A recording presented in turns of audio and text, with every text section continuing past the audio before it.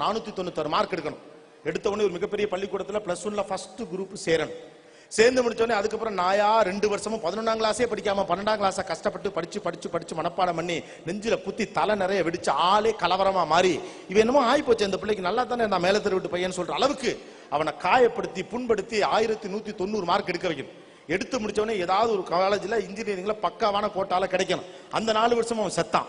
அவனை கொன்னு ஆளாக்கி காலுகையெல்லாம் நொடமாக்கி அவன் கவிதையை கொண்டு அவனுடைய கட்டுரையை கொண்டு தமிழ் ஆர்வத்தை கொண்டு தேசியம் பற்றிய சிந்தனையை கொண்டு சமூகம் பற்றிய பார்வையை கொண்டு ஏத்து விட்டு மாமாக்கு கால் உடிஞ்சிருக்குங்கிற கவலையை கொண்டு ரயில் ஆக்சிடென்ட்டை கொண்டு பஸ்ஸுக்கு செத்து போறவனை பத்தி கவலைப்படாம டிக்கெட் விலையேறதை பத்தி கவலைப்படாம பெட்ரோல் விலையேறதை பத்தி கவலைப்படாம ஏழைகள் இந்த தேசத்தில் எதை பத்தி இருக்காங்கன்னு கவலையே படாம 4 வருஷமும் நாய் மாதிரி படிக்க வச்சு அப்புறம் எடுத்த உடனே கேம்பஸ்ல அவன் எப்படியாவது தேறி பெரிய ஆளாகி எடுத்த உடனே 17,500 சம்பளத்துக்கு போனவனையும் அடுத்து அமெரிக்காவுக்கு ஆன்சைட்டுக்கு போறதுக்கு பிள்ளைய போட்டு சாவடிச்சு அடுத்த 2 வருஷம் அமெரிக்காவில் போயிட்டு அமெரிக்காவுடைய எந்த திசையும் பார்க்காம காசை பத்திரமா சேமிச்சு அறிவி தேடாம 5 லட்ச ரூபா பணத்தோட இவன் வந்தானா பக்கத்து சீட்லேயே ஒரு பிள்ளை 35,000 சம்பாரிச்சிருக்கு.